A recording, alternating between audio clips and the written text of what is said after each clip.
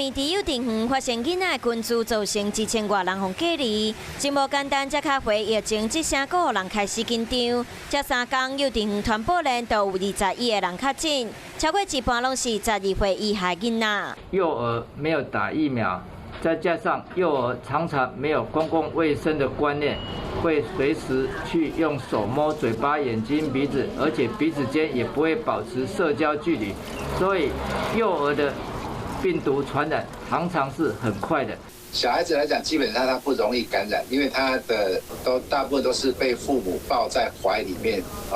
那跟他讲话或者是逗他玩，一直喂他病毒，他才比较会感染。就惊边境开始开放，囡仔无注疫苗会真危险。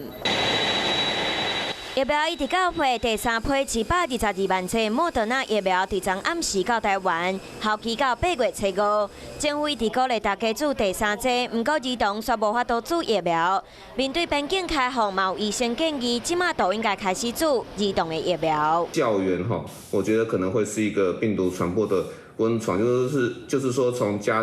个家庭，那透过校园再传播到另外一个家庭，所以至少在整个 Q2 季，就是说所谓的4月到6月开始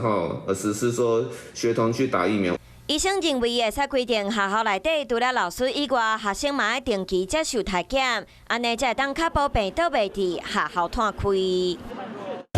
嗨，我是庄宇杰，想要看到更多的新闻内容吗？赶快订阅华视新闻的 YouTube 频道，并且开启小铃铛，跟着宇杰一起看新闻吧。